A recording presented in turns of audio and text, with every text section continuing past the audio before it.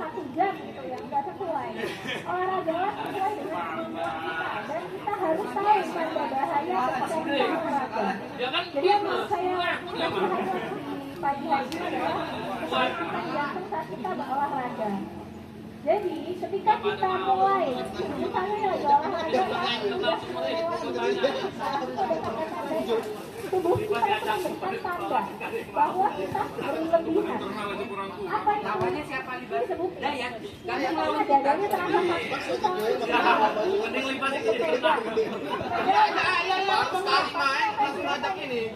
beda saya terasa sakit ya. Bahwa sudah berlebihan, istirahat, jangan dipaksa, ya. Jangan ngejar pace tapi tiba-tiba tidak boleh. Yang kedua apa? Kepalanya pusing. Kalau udah kepalanya pusing, mata ngelamun-ngelamun atau gelap, stop olahraga yang kita lakukan. Jangan dipaksa. Yang ketiga apa? Sesak nafas. Sesak nafas juga jangan dipaksa, bapak-bapak, ibu-ibu. Istirahat. Jangan dipaksa saat kita melakukan olahraga ini. Yang ketiga apa? Detak jantung kencang dan tak beraturan. Misal, kita punya batas untuk serangan jantung maksimal. Setiap kita olahraga, ada batas maksimal kita berolahraga nadinya. Makanya pentingnya kita pakai apa? Smartwatch atau aplikasi kita untuk mengetahui detak jantung saat kita lakukan olahraga tersebut. Pentingnya apa? Kalau misalnya sudah over limit, berarti istirahat, tak boleh dilanjutkan lagi. Batasnya apa? 220 dibanding usia, batas dasarnya. Jadi kalau misalnya usianya berapa, 40 tahun, 220 dikurangin 40 tahun, misalnya 80 kali per menit itu maksimal nadi bisa berolahraga. Jangan lebih dari itu. Kalau dipaksa lebih dari itu kita pingsan, ya. Batasnya adalah nadi, jangan berlebihan nadinya. Kalau dirasa nadinya nggak nyaman, tidak beraturannya, terasa tuh jantung jedap, berhenti. Jangan dipaksa. Kalau dipaksa bisa pingsan, bisa meninggal dunia bahkan, ya. Terus ada rasa yang nggak nyaman, misal kakinya kerap-kerap, itu sudah berhenti juga. Jangan dipaksa, jangan dipush. Ada keringat dingin juga jangan dipaksa. Tapi beda lagi kan kalau ini keringetan ya itu wajar. Yang nggak wajar tuh lagi jangan olahraga udah keringet dingin nggak mau pingsan, ya udah jangan dipaksa seperti itu. Oke. Ada lagi tips untuk mencegah serangan jantung saat olahraga. Jadi, yang pertama kita harus tahu faktor resiko apa yang kita punya. Misal, kita punya darah tinggi. Ya sudah, lihat dulu baseline-nya, darahnya berapa. Jangan pas tensi 200 maksa olahraga, nggak boleh. Tensinya harus normal, kalau bisa di bawah 140 untuk memulai olahraga yang berat. Jangan tensi 180, 200, dipaksa, dok ini olahraga untuk menurunkan tensi jantung. Konsepnya nggak kayak gitu. Jadi harus kenal faktor resikonya apa, kita punya sakit apa. Kalau punya diabetes, obesitas, harus tahu gulanya saat itu berapa. Kenapa? Biar tidak bahaya saat kita olahraga. Kalau jadi yang pilih olahraga yang aman. Jangan kalau kita lain beli yang bahaya, kalau sakit jantung. Terus, selain kita orang lain disahkan juga bisa gitu. Terus ada persiapan, harus ada pemanasan. Setiap olahraga harus ada persiapan atau pemanasan minimal 5-10 menit sebelum olahraga. Seperti tadi kita senam, depannya apa? Harus ada pemanasan atau peregangan dari pengemudi biar nggak terjadi cedera otot atau cedera sendi. Terus harus tadi kenali tanda awal. Yang saya bilang bahwa kalau misalnya sudah ada tanda bahaya, sudah berhenti, nggak usah dilanjutkan ke olahraganya, malah bahaya. Dan apabila kita tahu tanda-tanda darurat, segera kasih bantuan medis. Misal nih, kita lagi olahraga, kita lihat kanan kiri, oh itu ada medisnya, atau pos kesehatannya di mana. Harus tahu. Biar apa? Kalau misalnya gawatan, langsung bawa ke tempat tersebut dan dibawa ke tempat yang memiliki orang-orang ahli dan kompeten. Jangan tiba-tiba orang nyari dada, pingsan, didoain, bukan dipijat jantung. Itu ntar malah meninggal sampai rumah sakit ya, nggak salah ya. Oke, ini yang bisa kita lakukan di rumah sakit ya. Kalau misalnya udah terjadi serangan jantung atau kita pengen sakit jantung, kita bisa pemeriksaan fisik rekam jantung itu adalah yang basic, tapi yang bisa advance lagi adalah EKG jantung atau ekokardiografis dan yang paling advance lagi ada scan pembuluh darah koroner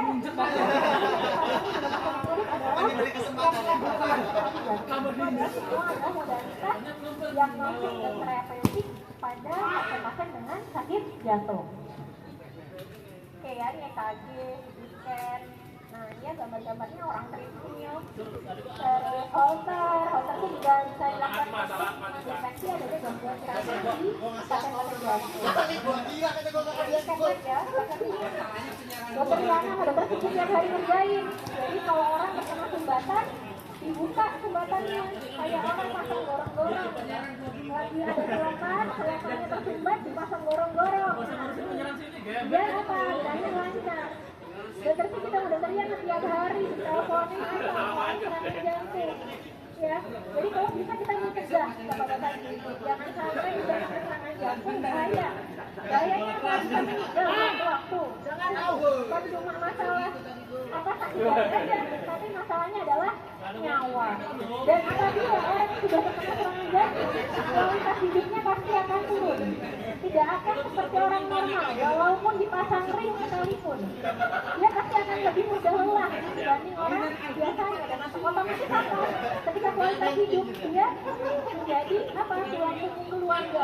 Misalnya orang ayah atau ibu yang bekerja, kalau misalnya terkena serangan jantung, bagaimana dengan keluarganya, anak-anaknya seperti apa? Kondisinya seperti itu. Jadi kalau misalnya kita mau makan enak, coba berpikir baik nggak ya buat sehat, buat tubuh saya, bisa bikin serangan jantung nggak ya? Pikirnya agak panjang ya, jangan cuma enak di situ aja, mulai dipikir jangka panjang. Kalau misalnya terjadi sumbatan gimana ya? Nah kayak gitu ya. Oke. Ini ya faktor resiko yang bisa kita kontrol dan tidak bisa kita kontrol. Yang nggak bisa kita kontrol adalah usia. Usia, jenis kelamin, laki-laki itu lebih sering terkena serangan jantung. Wanita sama laki-laki sebenarnya lebih beresiko laki-laki yang terkena serangan jantung. Tetapi menjadi sama ketika wanita sudah menopause. Kalau sudah menopause sama kita resikonya sama laki-laki, ya. Jangan sombong-sombong, oh saya nggak beresiko nih. Tapi kalau kita sudah tidak menstruasi atau sudah melewati masa menopause, maka dia sama resikonya dengan laki-laki yang terkena serangan jantung. Riwayat keluarga. Jadi kalau misalnya keluarganya, ayahnya, kakeknya yang punya serangan jantung atau gangguan jantung, otomatis lebih beresiko dibanding orang-orang yang tidak punya riwayat serangan jantung di keluarga. Lalu kita lihat yang bisa dirubah apa sih? Rokok. Rokok itu bisa di stop. Jangan merokok. Itu adalah hal yang penting. Kalau punya keluarga dan kita sayang sama dia, ingatkan untuk tidak merokok, ya. Merokok itu kesannya kayak biasa saja, tapi ternyata dia adalah bom waktu. Dia bisa terkena stroke tiba-tiba terkena serangan jantung mendadak. Kalau sayang sama suaminya, bilangin, ya, tolong jangan merokok, karena itu bisa menyebabkan serangan jantung.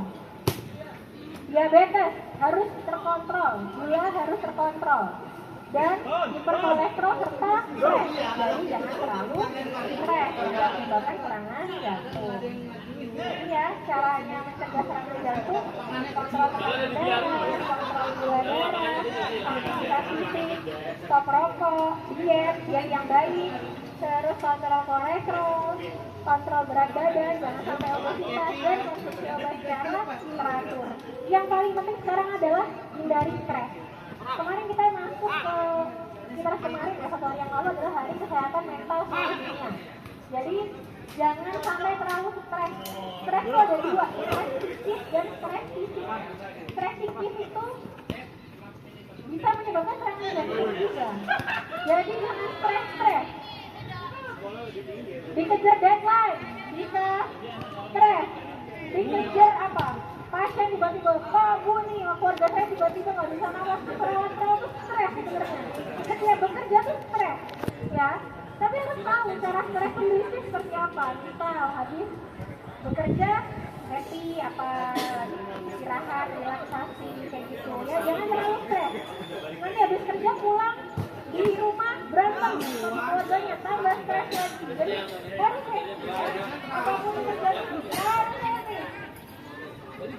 Ya ini loh ya, cuma jangan stres ya. Oke, ini yang tadi satu hal yang penting ya, yang saya pengen datang sama tahu ini tentang pertolongan pertama pada serangan jantung. Jadi kalau misalnya ada yang terjadi kondisi gawat tiba-tiba tidak sadar, harus sebagai tenaga yang tahu, tenaga medis yang tahu, harus merespon, cek nadi, ada nafas atau tidak. Kalau misalnya tidak ada langsung tiga jantung, CPR, tiga jantung. Ini udah pada banyak yang tahu ya, di sini ada di rumah sakit, harus tiga jantung segera, jangan dijepitin, jangan diapain. Tapi satu hal, sebelum tiga jantung panggil bantuan, tidak bisa menolong kesendirian. Jangan menjadi pahlawan sendiri. Tidak ada yang sukses dengan sendirinya. Harus panggil bantuan. Minta tolong telepon ambulan sambil saya pijat jantung, seperti itu. Dan kalau misalnya saya lagi pijat jantung sampai tolong digantikan. Jadi yang harus tim, nggak bisa cuma sendirian saja yang menyelamatkan, ya. Harus bawa ke rumah sakit yang punya fasilitas dokter jantung. Biar apa? Biar cepat penanganannya. Oke. Nah, ini sedikit tentang AED. Nanti kalau misalnya kita lagi di tempat umum ketemu orang serangan jantung tiba-tiba henti jantung, kita punya alat AED. AED ini sudah mulai banyak di tempat-tempat umum. AED biasanya ditulis tuh, AED ada gambar listrik di pojokan. Kalau misalnya ada orang serangan jantung, segera ambil alat ini, tempel langsung ke dadanya pasien. Habis ditempel, biarin alat itu basah. Kalau memang nanti harus diseduh jantung, dia akan secara otomatis meneduh jantung disetrum dengan sendirinya. AED ini ada di mana-mana. Insya Allah nanti pemerintah punya gebrakan, yaitu memberikan semua AED di semua tempat umum, di terminal, di bandara, semua ada AED. Jadi yang penting kita tahu, oh ini ada pasien gawat, langsung ambil AED, tempel untuk analisa sambil tidak jantung. Pentingnya apa? Kalau semakin cepat dilakukan terapi kedebriefing, semakin banyak yang selamat, bapak-bapak, ibu-ibu. Jangan takut untuk menggunakan AED. AED ini memang dipasang di tempat-tempat umum untuk dipakai bila ada kondisi gawat darurat. Ya, ini ya, alatnya itu otomatis. AED ini ada di mana-mana dan saya pengen teman-teman yang di sini tahu cara pakai. Ini apa ini? Bisa ini?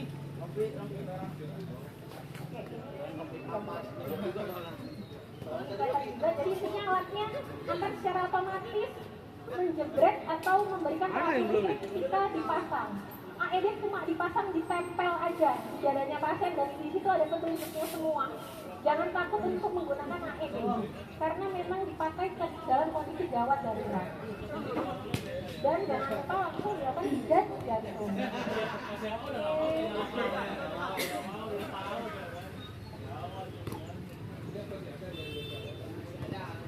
Oke. World Heart Day 29 September. Kalau kita sayang sama keluarga kita, orang-orang kita sayangi, maka harus tinggi awareness kita terhadap jantung ini. Apabila ada yang nyeri dada, bawa periksa keluarga kita. Jangan cuma nggak apa-apa, itu sakit lambung biasa, udah kayak gitu. Kita kalau mau sayang sama orang, apa harus perhatiannya lebih ekstra. Jadi kalau nyeri dada, ayo kita periksa, yuk kita rekam jantung dulu, yuk minimal rekam jantung. Jangan takut dibawa ke rumah sakit, ya. Demikian penjelasan singkat tentang hari jantung sedunia di hari ini. Semoga bermanfaat. Wassalamualaikum warahmatullahi wabarakatuh. Aplaus sekali lagi dong yang meriah untuk Dr. Ismi. Terima kasih dokter, luar biasa, ilmunya sangat bermanfaat. Jadi sesuai dengan temanya, don't miss a beat ya. Jadi jangan lewatkan satu detak pun. Bayangkan kalau dalam 1 menit jantung kita tidak berdetak sedetik saja, itu jadi masalah ya. Oke, dari penjelasan Dr. Ismi mungkin saya yakin teman-teman sudah adalah yang nyangkut gitu ya, entah 50%, atau 20% paling nggak ada yang nyangkut. Oke, tadi saya udah mendengar bisik-bisik, saya mau nanya dong.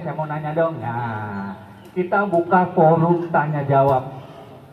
Ada door prize 3 untuk penanya pertama dan 3 door prize untuk yang bersedia menjawab pertanyaan. Kalau yang menjawab pertanyaan masih Kalau siapa yang mau nanya, gini. Jadi saya gini. Oke, berhubung banyak penanyanya ini. Bisa lebih dari 3 panitia? Penanya? Bisa ya? Oke. Penanya pertama. Karena duluan yang menyampaikan ke saya sebelah situ dari Mas Berry yang mau bertanya. Oke, saya samperin deh, nggak apa-apa. Oh, iya. Banyak jawabannya banyak. Oke.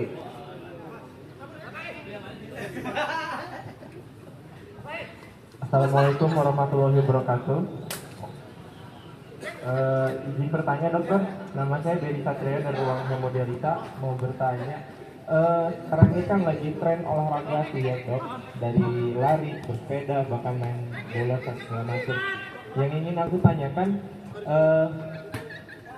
setelah olahraga untuk kita rehidrasinya minum itu bagus nggak dok untuk air yang benar-benar dingin yang seperti kayak dari kulkas gitu, karena ya mau gimana pun nyaman di tubuh seperti itu kan kadang, cuman aku takutnya ada efek berlebih untuk irama jantung dan lain-lain. Apakah boleh minum air dingin atau harus yang seperti air mineral yang tidak dimasukkan dalam kulkas atau air hangat-hangat kuku gitu? Itu aja dokter, terima kasih. Assalamualaikum. Salam. Baik, terima kasih Mas Berry. Langsung dijawab aja mungkin Mbak? Ya, silakan dokter. Bisa dijawab, tapi kita yang mau ditambahin nggak apa-apa dok. Jadi sebenarnya tidak ada penelitian khusus yang bilang air dingin nggak boleh habis olahraga tuh nggak ada. Cuma memang tubuh yang berbeda, tentunya tubuh itu memiliki waktu untuk penyesuaian. Yang disarankan adalah air yang suhunya sama dengan tubuh kita. Jadi jangan terlalu panas, jangan terlalu dingin. Tetapi tidak ada literatur khusus yang bilang tidak boleh air dingin, itu tidak ada. Monggo aja. Mau minum air dingin, air hangat boleh. Cuma yang disarankan adalah supaya tidak ada penyesuaian tubuh lagi.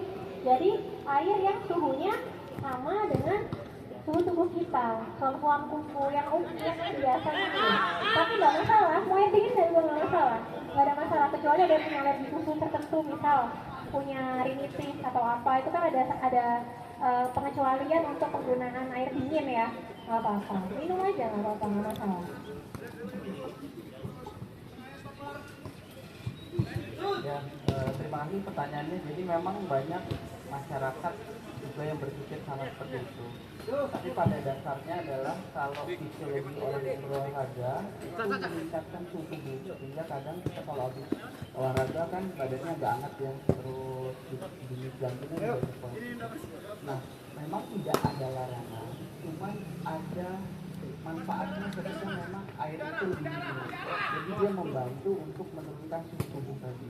Sama yang justru yang dihindari air panas, karena tubuh pada saat olahraga panas terjadi vasokonstriksi. Kalau kita minum air panas lagi, maka vasokonstriksinya itu akan bertambah. Itu yang kita hindari. Nah, efek samping yang agak bermanfaat dari air dingin itu adalah dia memberikan efek sedikit vasodilatasi.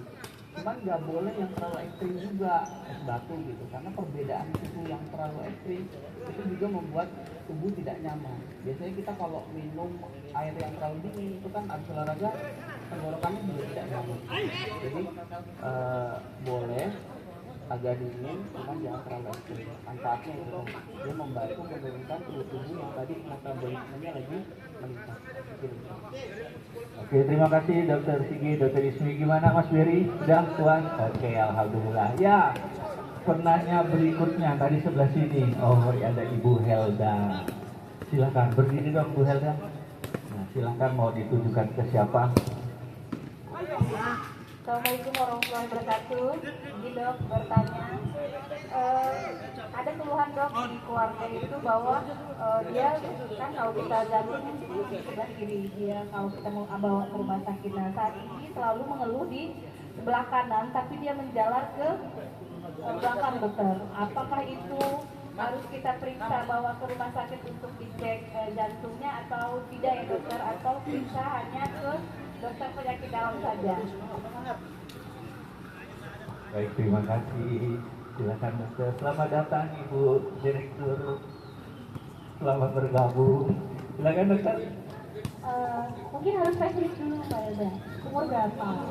Kalau wanita masih menstruasi, nyeri dada sebelah kanan tuh hampir pasti bukan jantung, karena masih misalnya kebanyakan pasien saya tuh umur 20-an sakit dada sebelah kanan rata-rata GERD rata-rata. Ini sakitnya sebelah kanan. Tapi kalau misalnya udah usia atau apa namanya sudah punya faktor resiko, punya diabetes, punya darah tinggi, kita harus berpikir lebih ekstrim lagi. Oh, ini mungkin aja sakit jantung. Jadi yang kita harus tahu tuh usianya berapa dulu, laki-laki atau perempuan.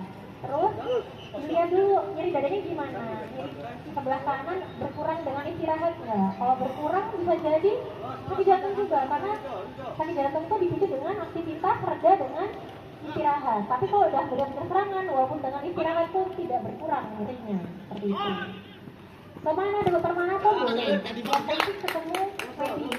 Minimal udah pemeriksaan screening awal, yaitu rekam jantung, dilihat ada masalah nggak, karena jantung itu ada bagian kanan dan bagian kiri. Kalau misalnya terkena serangan jantung yang sebelah kanan, rata-rata terkena nyerinya sebelah kanan atau nyeri ulu hati bahkan. Jadi memang tidak spesifik kalau yang sebelah kanan kenanya. Tapi kalau serangannya sebelah kiri kebanyakan kenanya sebelah kiri, nyeri sebelah kiri, tembus itu khas banget. Menjalar ke tangan kiri, ke rahang, kemudian seperti itu. Jadi kalau misalnya kita lihat pasien itu harus lihat dulu epidemiologinya, laki-laki, wanita, usia berapa, punya faktor resiko atau tidak, dan bawa saja mau ke penyakit dalam boleh, ke dokter jantung boleh, yang penting pemeriksaan awalnya sudah dilakukan oleh tenaga medis ahli. Ini ada dokter. Oke, jadi perlu pemeriksaan lebih lanjut ya dok ya, karena keluhannya kurang spesifik untuk ke arah jantung. Mungkin boleh dibawa ke dokter spesialis penyakit dalam atau spesialis jantung. Mungkin itu yang sedikit bisa saya simpulkan. Ada lagi yang mau bertanya? Yang di depan dulu yang sabar. Pada semangat ini ya, silakan Mbak.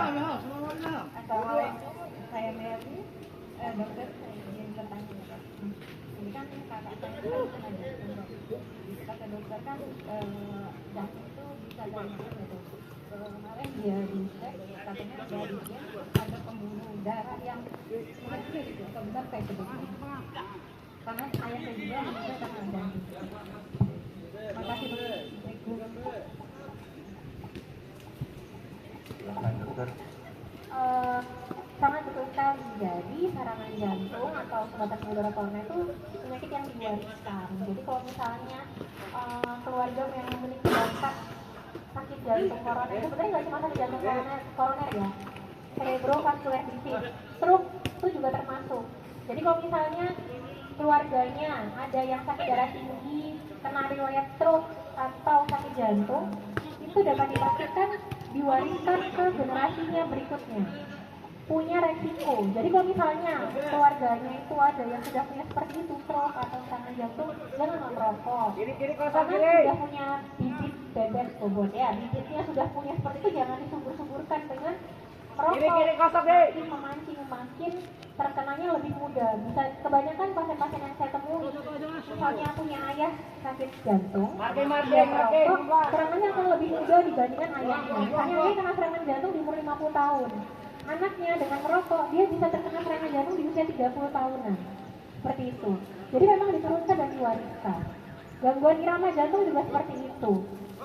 Gangguan miopati itu juga diturunkan. Misal tiba-tiba gagal jantung di usia muda, itu ntar kalau dia punya anak juga seperti itu, rata-rata diturunkan. Sakit jantung tuh diturunkan, termasuk bakat untuk terkena sumbatan, yaitu sumbatan di kepala maupun di jantung. Seperti itu.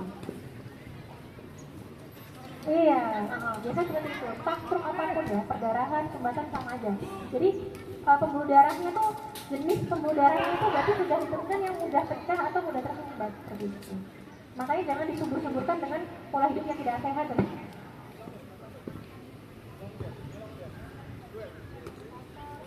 Makanan yang berlemak seperti itu ya parah ya.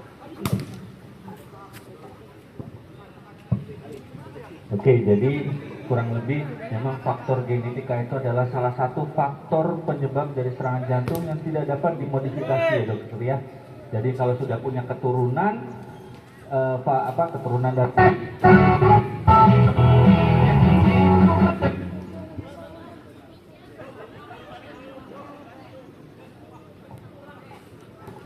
Jadi kalau sudah keturunan dari orang tua kakek kita yang sudah pernah terkena serangan jantung atau serangan stroke pun itu bisa berarti sudah ada bakat ya, sudah ada bakat untuk kita bisa berisiko untuk terkena serangan jantung juga. Oke, mungkin satu penanya lagi boleh, panitia? Iya, bukan saya mau bertanya, silakan ibu. Izin dokter, saya mau tanya. Dok, saya ada nemuin pasien dok.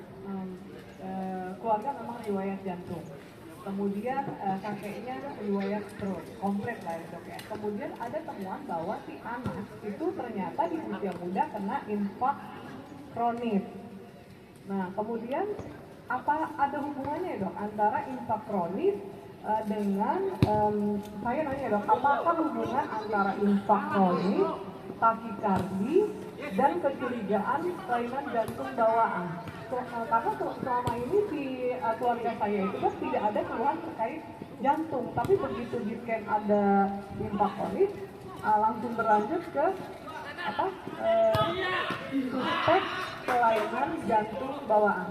Terima kasih dok. Terima kasih Bu Kabit. Maksudnya infaknya infak jantung ya Bu ya? Infak kepala, stroke infak gitu ya? Oke dokter. Jadi apakah ada hubungannya pasien yang memang ada infak cerebri dengan kelainan jantung bawaan ya? Kurang lebih begitu ya Bu ya? Jatuhnya konsultasi gitu. Konsultasi gratis. Ya. Ya, umurnya berapa? Satu. Jadi memang organ jantung itu memiliki konektivitas dengan berbagai organ lainnya. Salah satunya otak, kemudian ginjal, ya, dan organ lainnya. Kemarin saya sempat, mungkin ada teman-teman di ICU merawat pasien awalnya diduga serangan jantung. Ternyata penyebabnya adalah pembuluh darah otaknya yang pecah. Gitu. Jadi memang ada konektivitas. Nah, terkait stroke, ya, hubungannya dengan jantung itu ada beberapa. Salah satunya adalah karena adanya gangguan irama jantung atau atrial fibrilasi.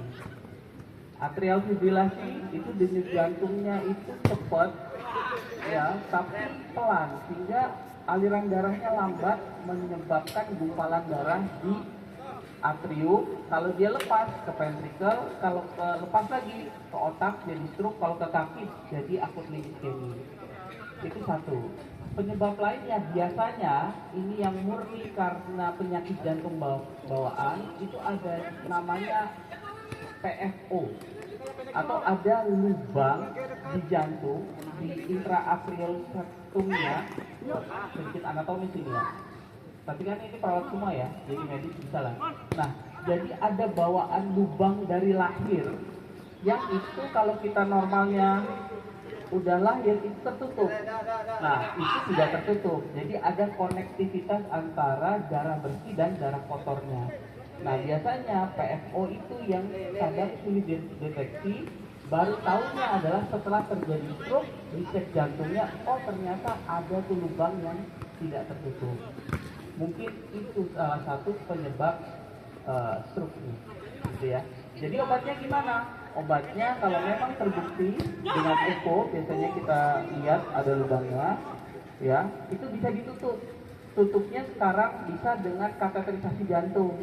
Jadi masukin alat dari pangkal paha biasanya atau pangkal tangan, kita masukin alatnya, nanti kita lepas alatnya itu di selaput yang bolong itu, sehingga selaputnya tertutup. Nah, tapi kalau nggak bisa dengan alat, kita bisa dengan operasi. Tapi sekarang dengan teknologi semakin maju, operasi di bidang jantung itu bisa lebih kecil, seperti itu ya. Dokter, jadi intinya memang kalau ada hubungan, ada jelas. Yang pertama hati-hati dengan pasien dengan atrial fibrilasi. Makanya kalau pasien atrial fibrilasi biasanya dikasih pengencer darah ya dok ya. mencegah sumbatannya untuk keluar gitu ya. Terus yang pertama ada PFO. PFO itu patent foramen ovale. Jadi dia ada lubang di rongga jantung di dalamnya ya. Hati-hati kalau begini gitu. Oke. Saya rasa cukup untuk yang bertanya. Sudah ada 4 orang. Saya buka ada yang menjawab pertanyaan ya. Jadi mohon kiranya panitia 3 apa 2 pertanyaan? Tadi 4, 2 aja. Oh 2. Mungkin Dr. Sigit bisa, Dr. Ichmi dulu bisa menyampaikan pertanyaan. Siapa yang bisa jawab dapat door prize, ya. Door prize-nya kaos kaki. Enggak. Oke, silakan dokter.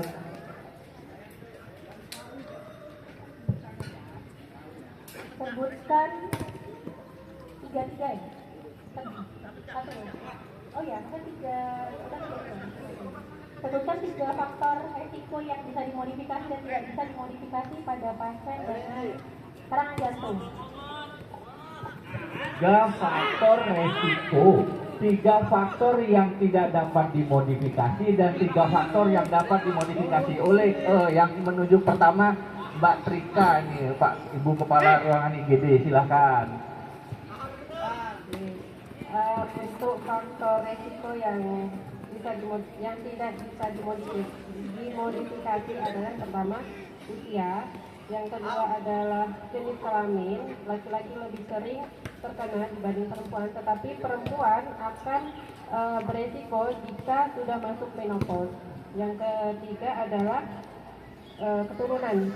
Jika ada keturunan yang menderita atau sudah pernah mengalami serangan jantung, maka akan beresiko juga terhadap keturunannya. Untuk terkait yang faktor yang tidak bisa dirubah, yang bisa dirubah adalah pertama merokok.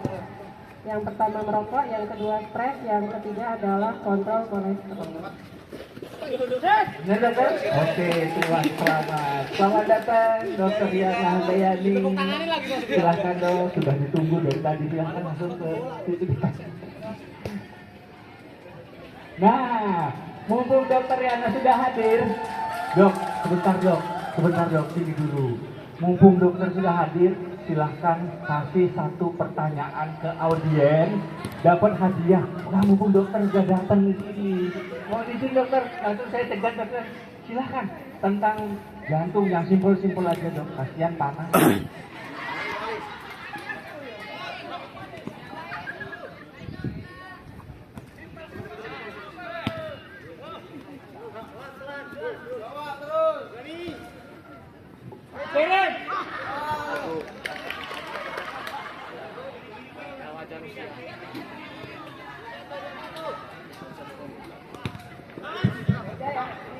Ini aja ya, yang apa namanya diurut aja ya.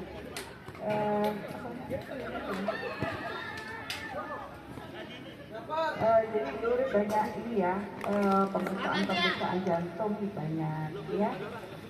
Ada beberapa ya. Siapa yang bisa nyebutin pemeriksaan jantung yang ada di Urip Sumoharjo?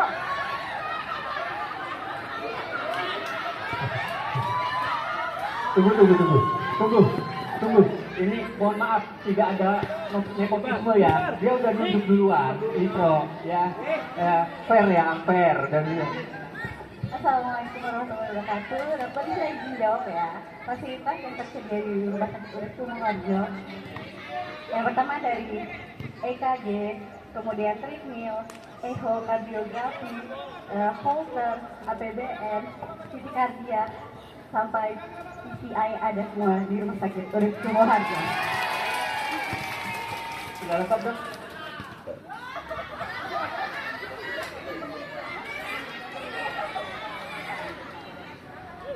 Ada yang bisa melengkapi, tapi disebut semua loh ya. Ayo.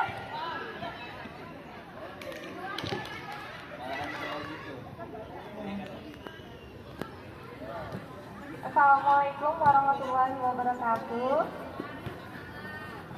Mohon izin dokter, saya Alicia dari ruang teknik untuk fasilitas jantung 1 itu EKG, 2 echo, 3 EKG Holter, 4 USG vaskuler, 5 CT scan kardiak, 6 PCI cath lab, 7 apa ya dok?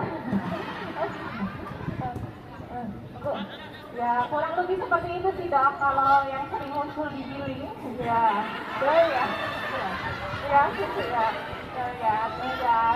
ya, terima kasih. Assalamualaikum warahmatullahi wabarakatuh. Masih kurang, ada yang masih kurang.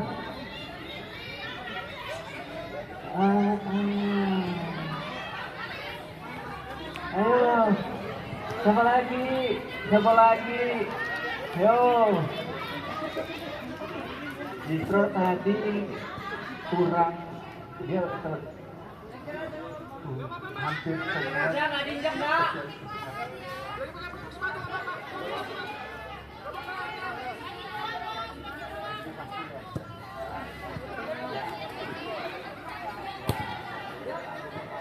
Ayo,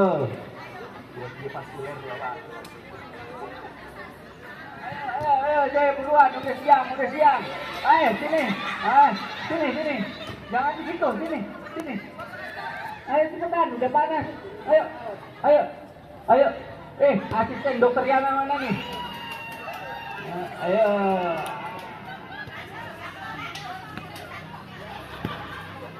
Satu itu EKG, yang kedua echo, yang ketiga itu USG vaskuler, yang ketiga ABPM, treadmill, halter, PCI, CT kardiak. Sama cath lab. Treadmill udah, treadmill. Silakan duduk, nanti hadiahnya muncul. Oke, udah cukup. Oke.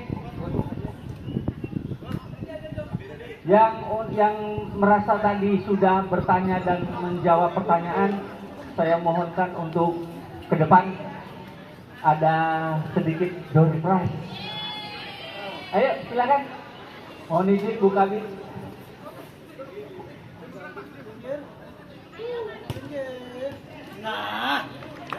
Ayo, silakan. Beri, silakan. Bu Helga, ayo, siapa lagi tadi? Olip. Thank you, Bu Trika. Saya senang. Iya, nggak ada harapan sama, saya juga nggak ada harapan. Iya, harapannya panas. Ayo, Bu, gini. Ada Bu. Ada cukup. Oke. Silakan Pak Dirut untuk menyerahkan.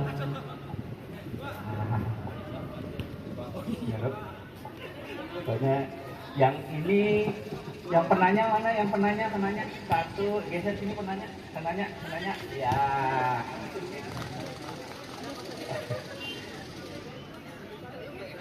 Oke, selamat ya Mas Dery. Ya, tuh. Oh iya. Iya Mbak, maaf ya Mbak.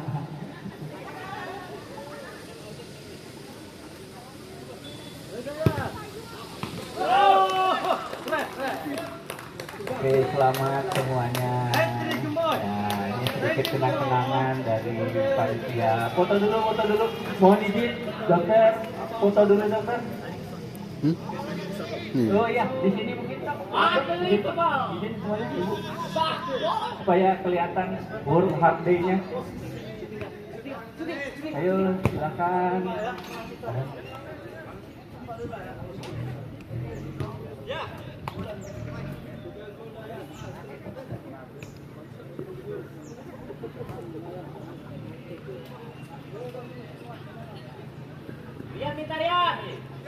Dengan ketiga ya, 1, 2, 3.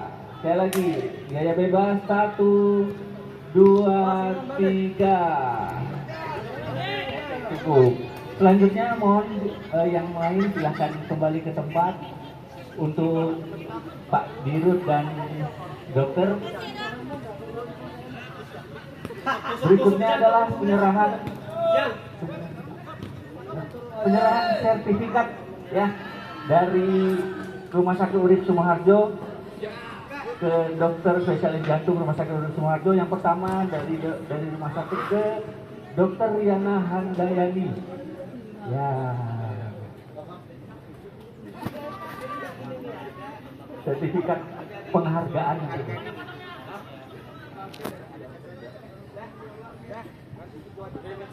Pengabdian, ya nanti pengabdian ada dokter. Ya, berikutnya ke Dokter Ichmi Dian Rahmawati SPDP.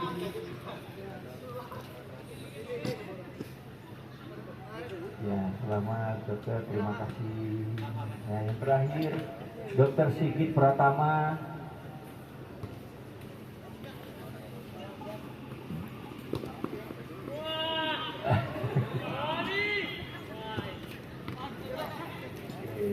Sebagai informasi kalau Dokter Yani ini sekarang sudah ada titel baru ya, SPDP VH Mars KI, Kardiologi Intervensi. Tapi belum tercantum di sini ya, nanti menyusul ya. Oke, selamat dokter, terima kasih. Oke,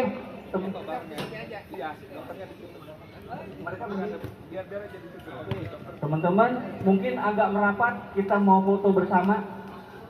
Merapat ke sini, kita foto bersama.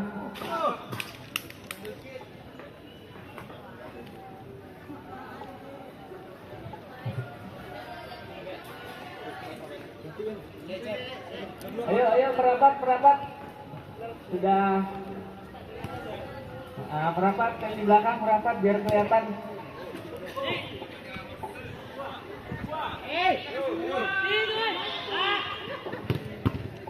Oke, siap yang di belakang. Siap. 1, 2, 3. Atas, 1, 2, 3. Yuk, gaya bebas. Ikut. Oh ya.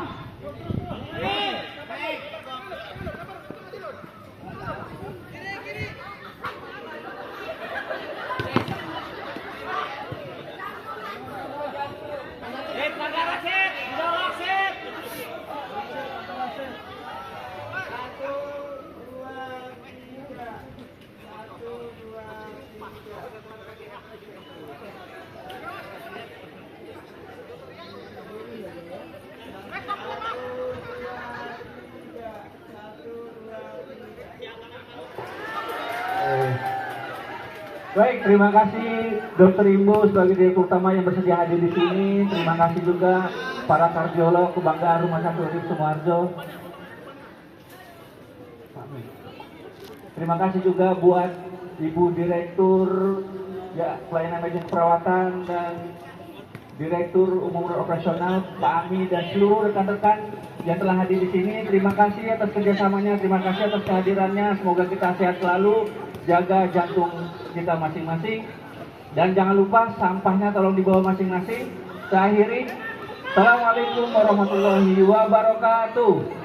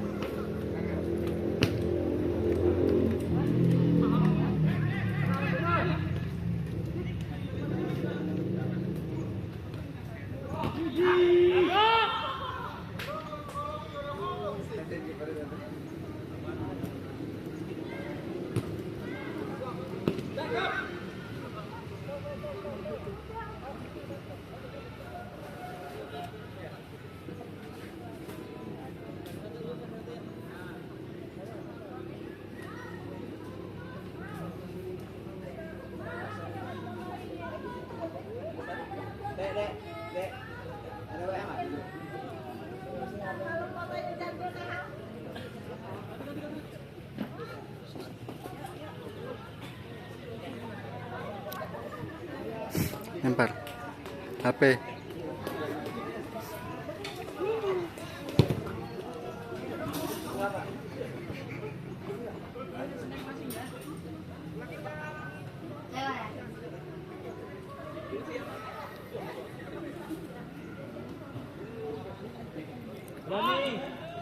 Dani.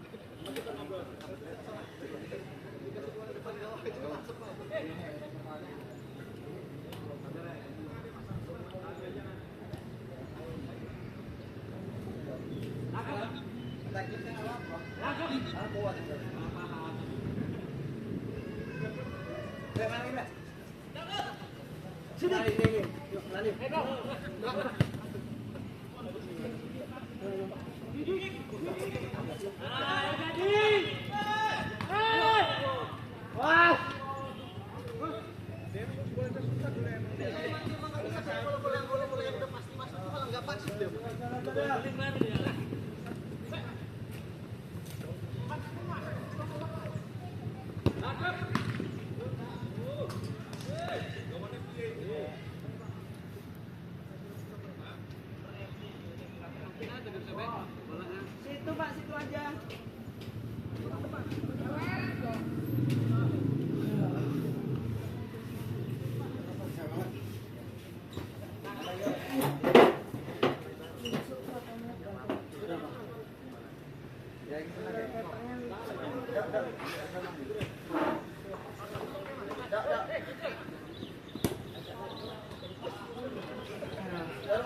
Aku dulu hilang dulu tadi. Hilang dulu. Ya dulu hilang dulu. Jangan begitu. Akang. Ya.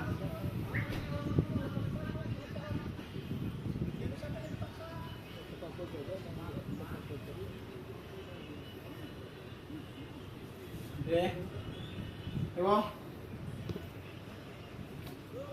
Oh, ada apa lagi ini?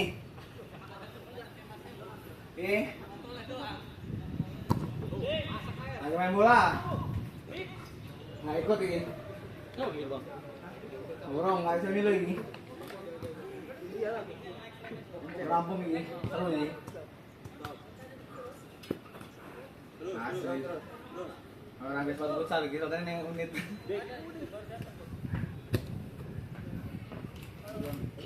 Sintetis rumput, sintetis ah. Ya.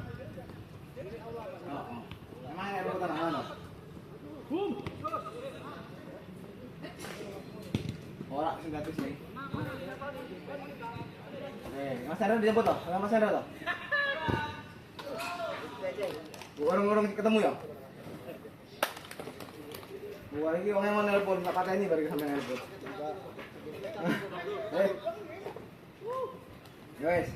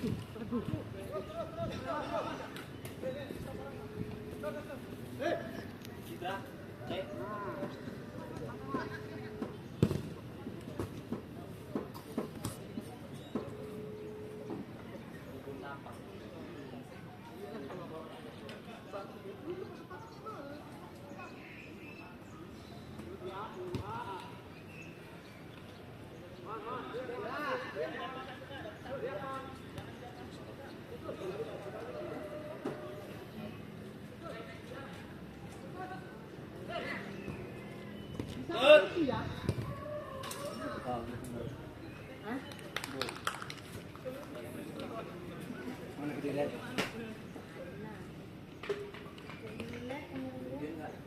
Bulan tadi boleh nggak?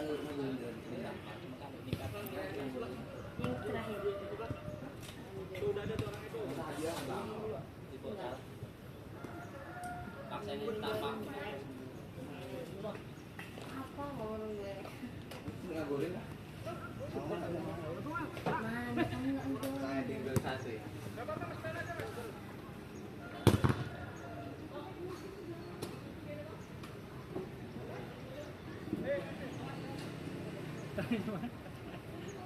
Seribu satu ya. 2000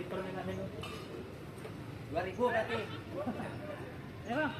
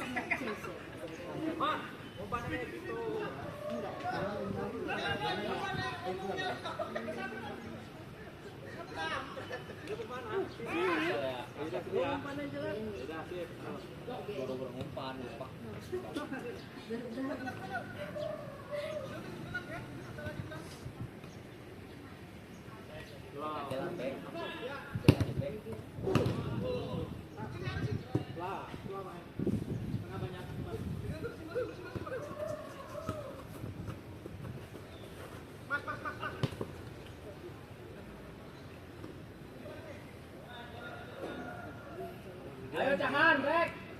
Pelan. Iya. Sudah lah. Good. Serang balik.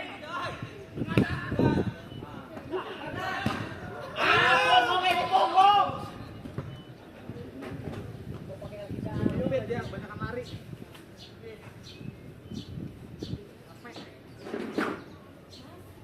Memang playmaker. Striker. Oh ya Mbak.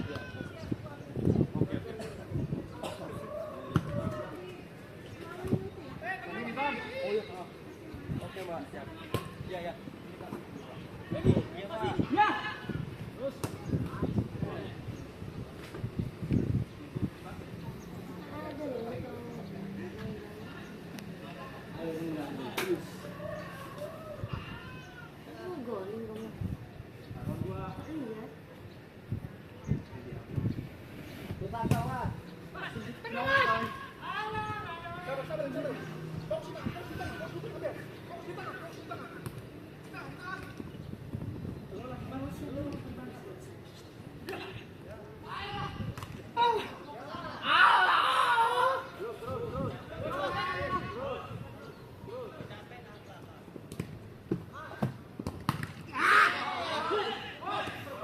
Syuting lo.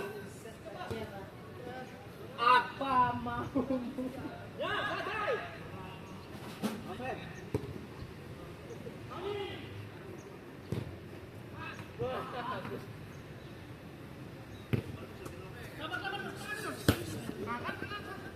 Tengah, masuk Pak Bro. Bawa.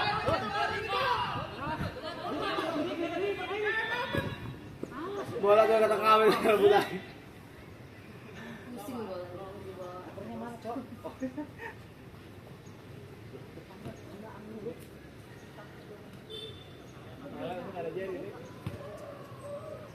Mas. Depannya serius.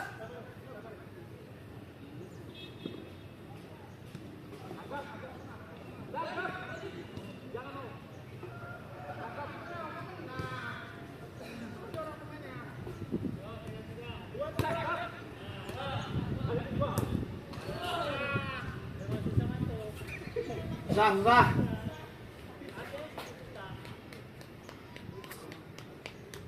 Oh iya dia ada nih.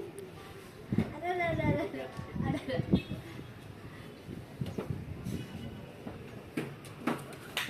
Tapi kamu keping terlalu pinggir, jadi videonya kayak gitu. Ini dia lurusin antara. Katanya, abang tadi lurus. Jangan sedikit. Tadi yang videoin gini deh. Ini zoom ini ya, zoom ya teman. Wah, udah sini mati ya, ini ya.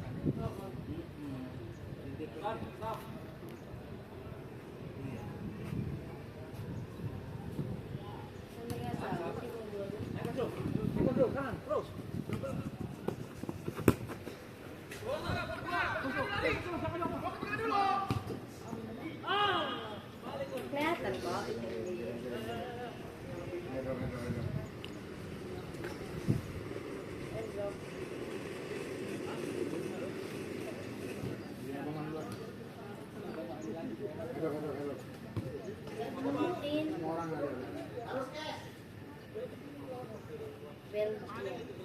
Udah bilang sekarang harus beli itu tuh Alfamaret. Terima dulu. Terima. Udah jadi aja. Coba gua beliin dulu. Yang itu doang, Pak? Yang ini. Ada.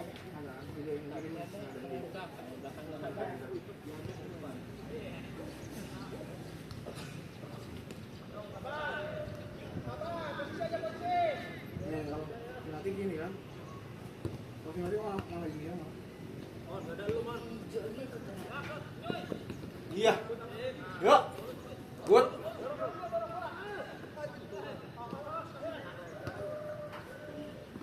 Ya,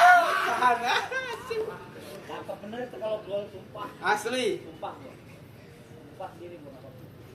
Topi. Sumpah sendiri, Bang. Ada orang Jangan capek.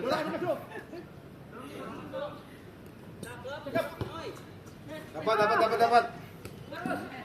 Enggak. Oke.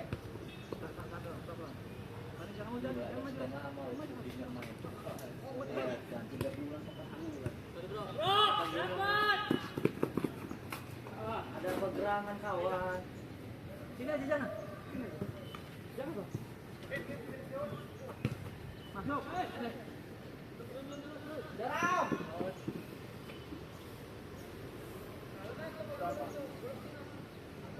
Tahu berapa? 8.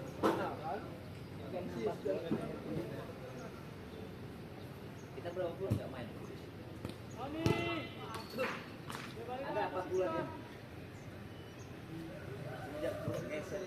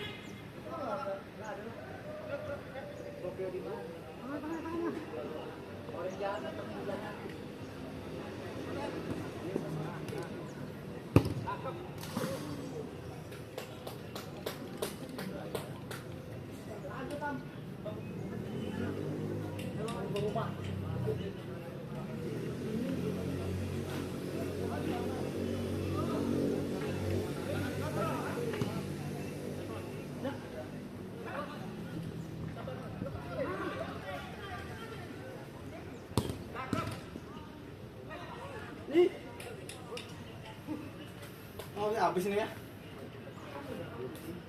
Hah? Kalau belum suruh berhenti belum?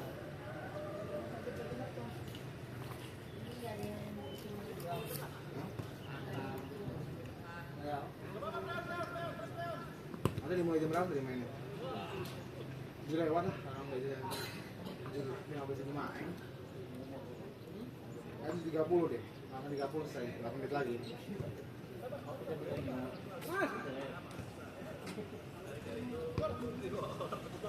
Alas.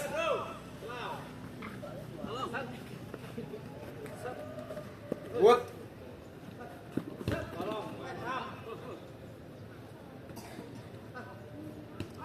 Aduh, asik. Asik. Bom. Pakap.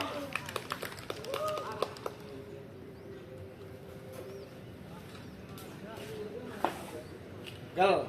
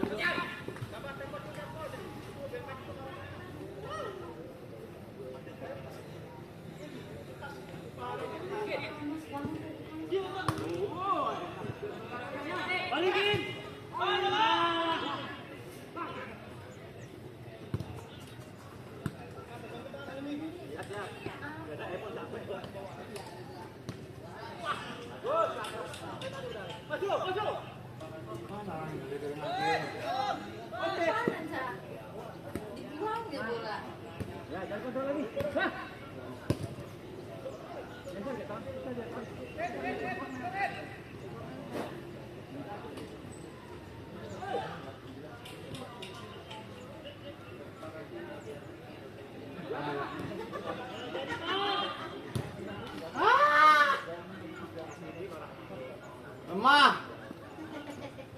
Lemah. Coba ada pintunya kok. Ada pintunya pojok itu. Capek itu pojok itu.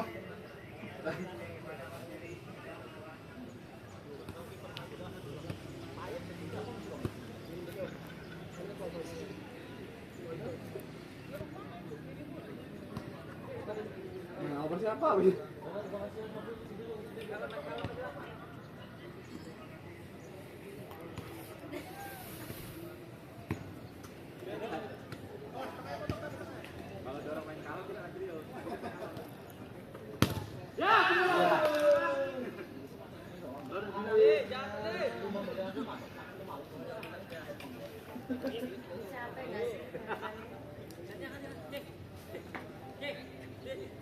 Lagi nih, 5 menit lagi.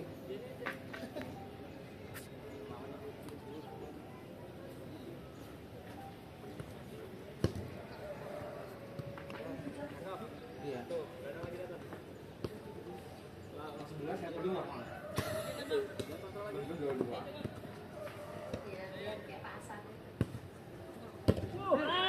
Ini sokan.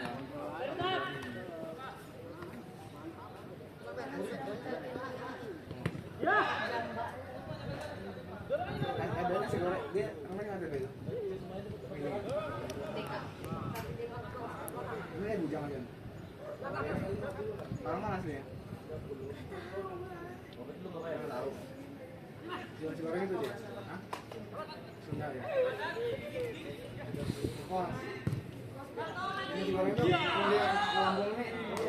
Enggak, dia emang dari Dari Lampung. dari dulu dia, tapi jualannya pindah-pindah. Nasi goreng aja dia. Yang lama di sini nih. Ah, bagus. Ya.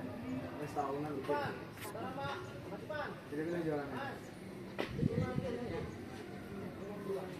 Apa? Terus.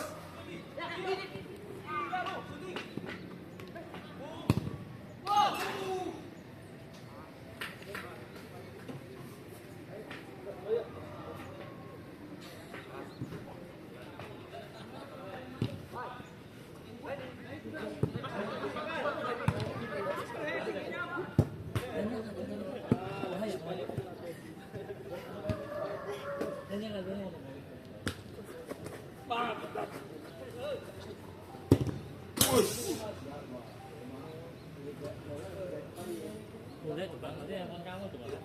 Angkat aja.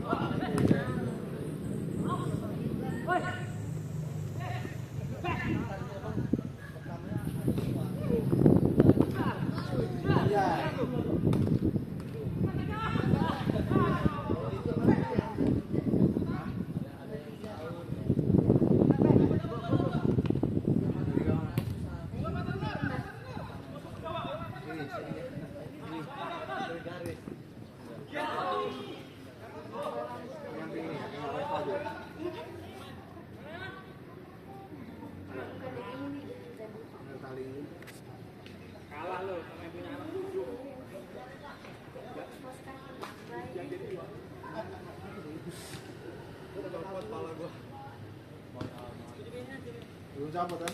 Kok ngeri jatuh kan?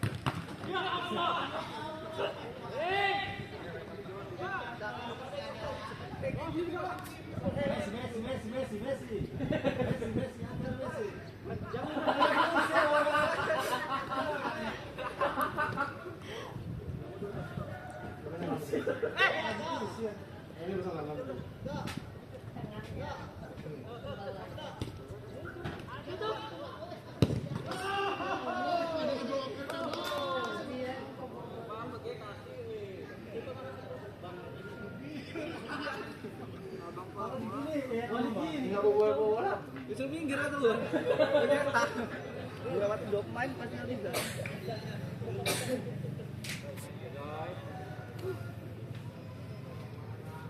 Kamu kenapa?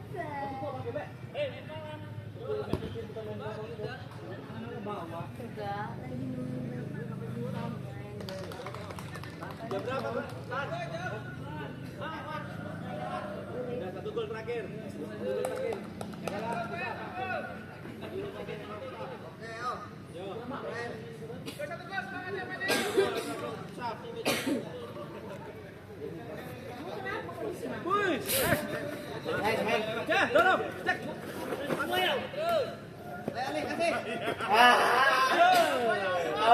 Out, merah.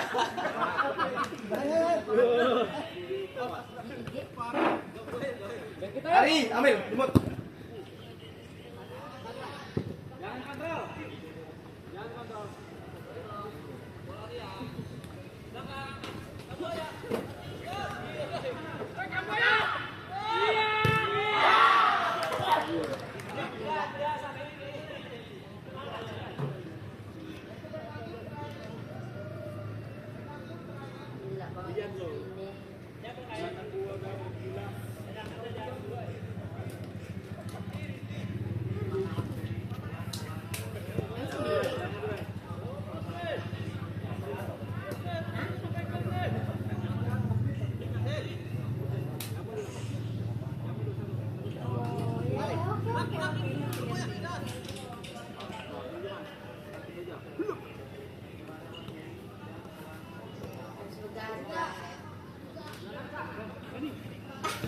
Rio. Diurit. Diurit lagi main bola ya.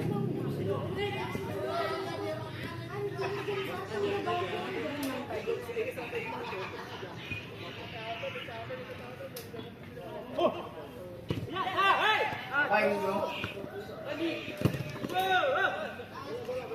Belum selesai bal-balan nih.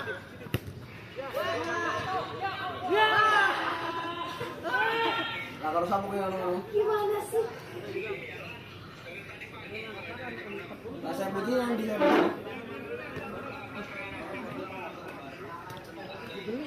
kami lu.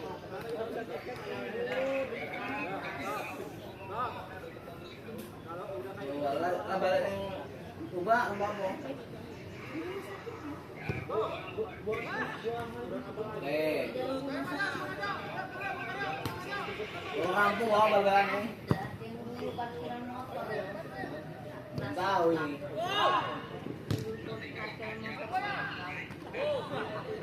Udah mulai nih lo, udah mulai main lo. Iya. Kayak hilang sendirian di kuburan. Berapa itu? Sopir berapa?